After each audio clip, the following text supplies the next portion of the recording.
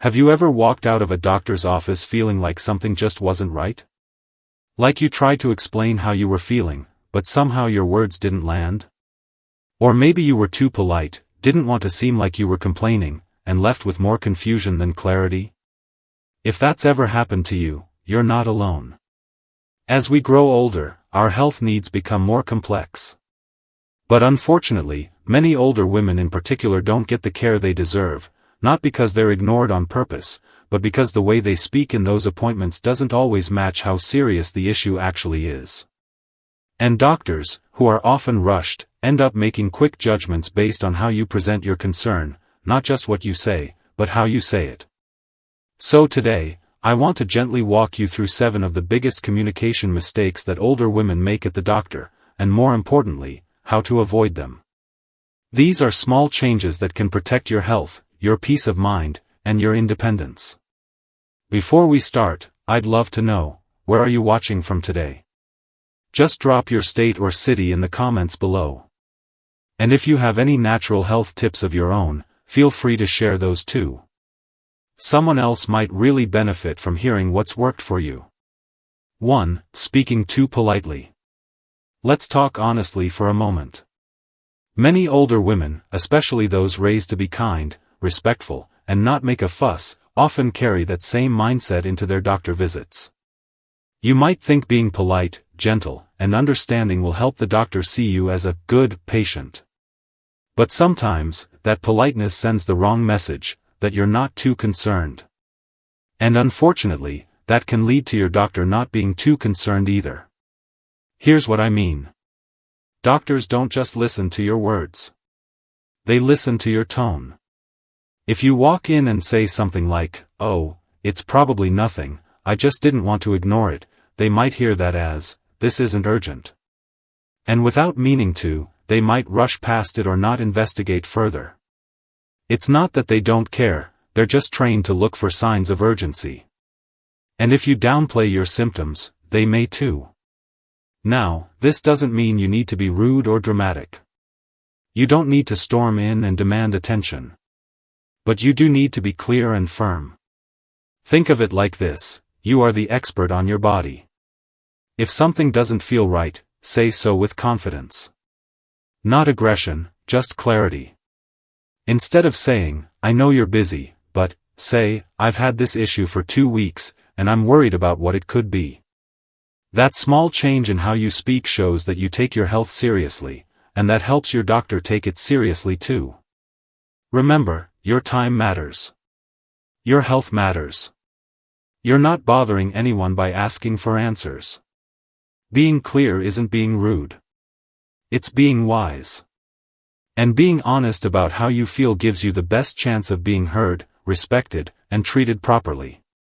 You've lived long enough to know when something's not right. So speak like someone who knows. You're not there to be nice, you're there to be well. 2. Using vague descriptions that lead to misdiagnosis. One of the most common things I hear in a doctor's office is this: "I just don't feel like myself." And I understand why someone might say that. Maybe you don't know exactly what's wrong, you just know something feels off. But here's the problem.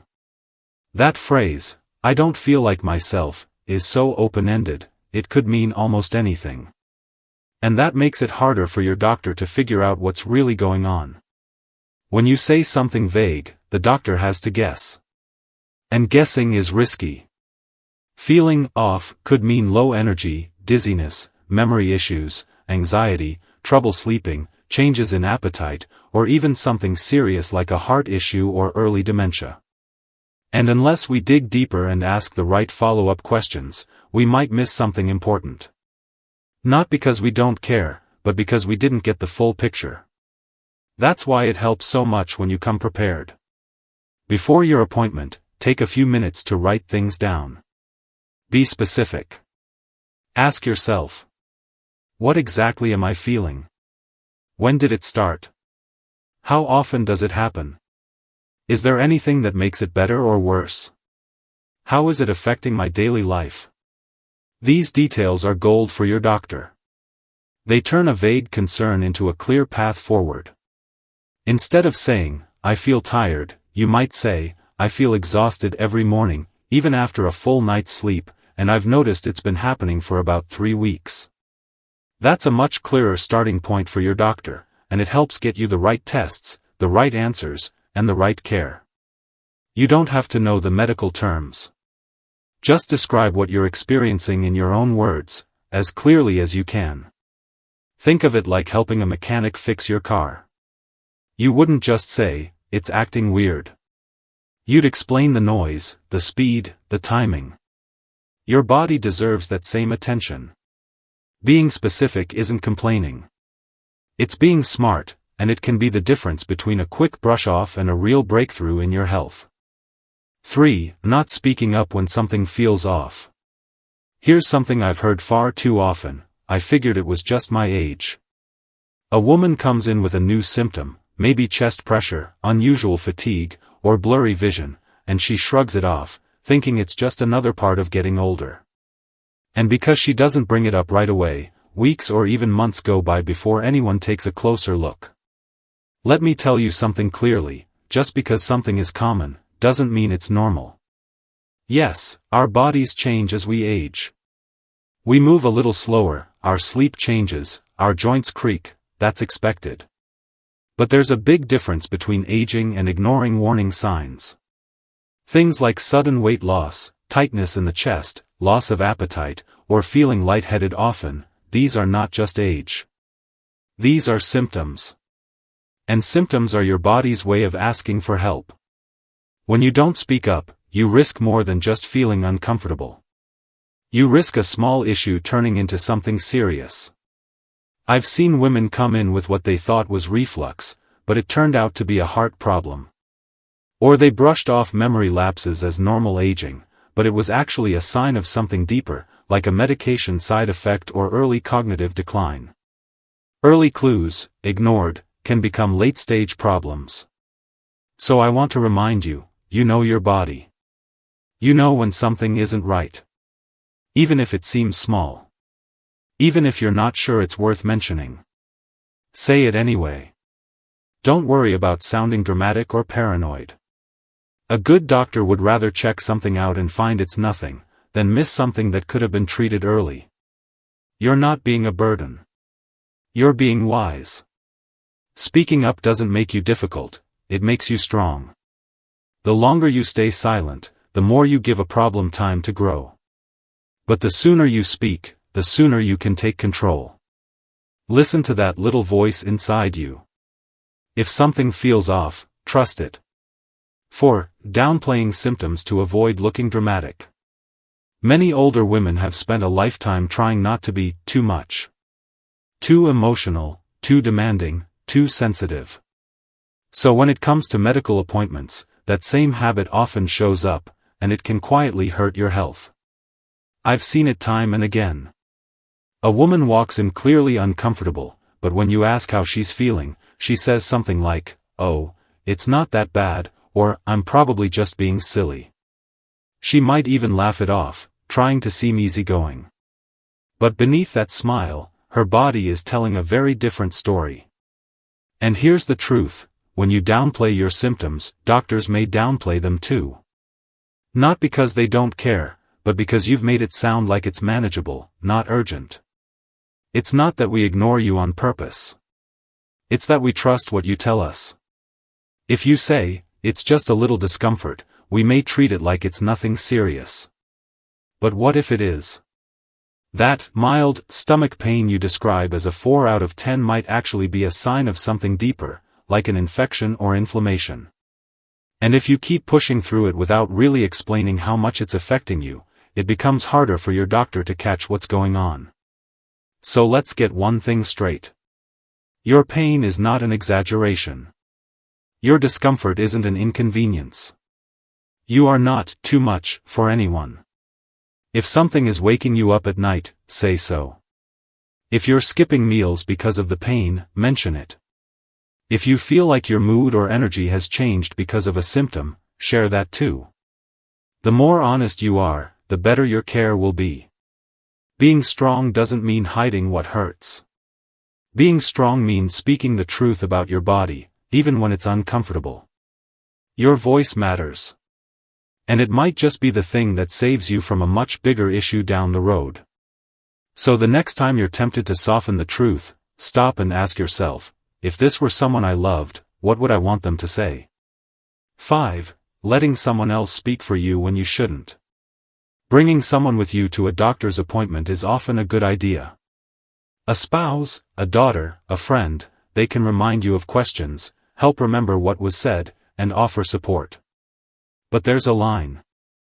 And once you cross it, you might quietly lose control of your own healthcare without even realizing it. It starts small. Maybe your daughter answers a question before you get the chance. Maybe your husband jumps in when the doctor asks about your symptoms. And after a while, you stop speaking up altogether, not because you can't, but because it's become a habit. But here's the thing. When someone else does the talking, they may not tell the story the way you would. They might forget details, skip over how something made you feel, or give answers based on what they noticed, not what you experienced. And that's risky. I once saw a patient, completely capable, alert, thoughtful, but her daughter answered every single question. When I finally asked the woman directly, she revealed something her daughter had completely missed, that she had blacked out once.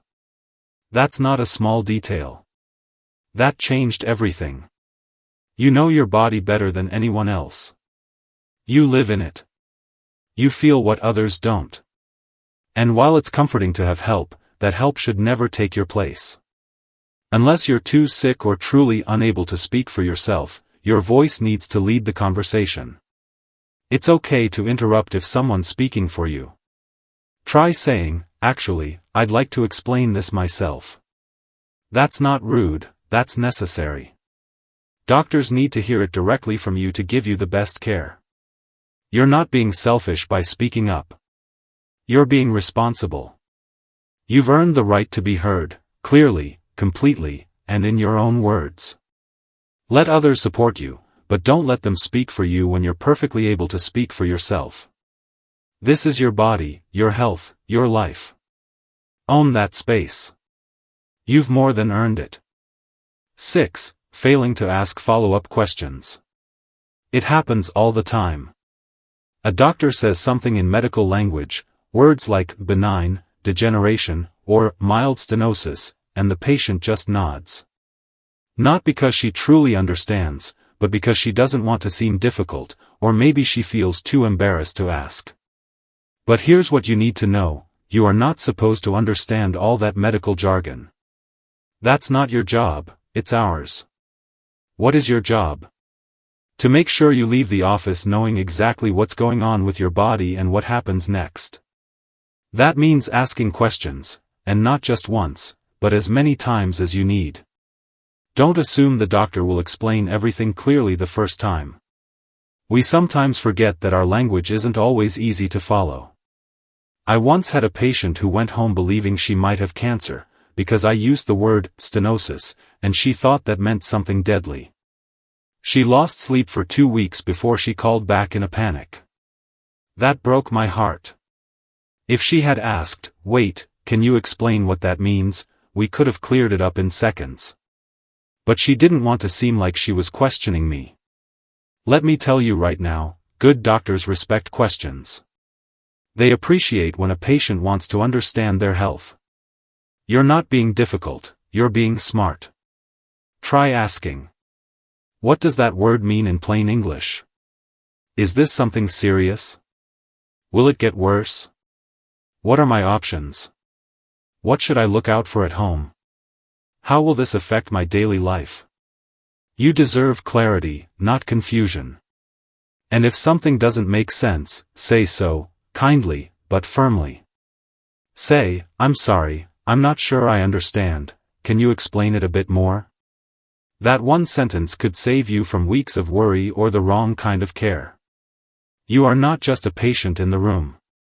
You are a person with a right to understand what's happening. So please, speak up, ask questions, and don't leave until you feel clear and confident about what you've been told. 7. Not bringing notes, or leaving without them. Let's be real. Doctor visits can be overwhelming. You're trying to explain what's wrong, listen to the doctor's response, understand medical terms, and remember what to do next, all in just 15 or 20 minutes. And if you walk into that appointment without notes, or leave without writing anything down, it's almost guaranteed you'll forget something important. That's not because of age or memory problems, it's just human nature. When we're stressed or anxious, our brain doesn't hold on to information the same way. Even young doctors forget things if they don't write them down. So why should you expect yourself to remember everything by heart? I've seen it happen too many times. A woman nods politely through the appointment, says she understands everything, then returns 2 weeks later and hasn't followed the care plan, not because she didn't care, but because she simply forgot. She didn't realize fluid retention meant tracking her weight every morning. She didn't know she was supposed to cut back on salt. She left without notes and paid the price in her health. Here's what I suggest. Before your appointment, write down your symptoms, when they started, and any questions you want to ask. Bring a small notebook or even just a piece of paper. During the visit, either take notes or ask the doctor to write the instructions down for you. If someone comes with you, let them help, but make sure you still have your own copy of the information. Keep all your notes in one place, maybe a folder or notebook you take to every appointment. Those notes become your health journal. They help you track changes, understand what's going on, and follow your treatment plan without guesswork. You don't have to remember everything, you just need a system that helps you stay informed and in control. Because this is your health, and you deserve to walk out of every appointment feeling confident, not confused. Write it down. Keep it close. And next time you visit your doctor, walk in prepared and walk out empowered. You've just heard 7 small habits that could be quietly working against your health, and the good news is, every single one of them is fixable. You don't need medical training or fancy tools. You just need to trust your voice, value your body, and speak like someone who deserves to be heard. Because you do. So, from now on, write things down. Speak clearly. Be specific. Ask questions. Correct people when they get it wrong. Take up space. You're not too much. You are just enough. And your voice can change everything, not just for you, but for every woman who's ever sat quietly in an exam room, hoping someone would take her seriously. If this message spoke to you, share it with another woman who might need the reminder. And tell me in the comments, have you ever left an appointment feeling confused or brushed off? What would you say differently now? Your story is powerful. And it starts with being heard.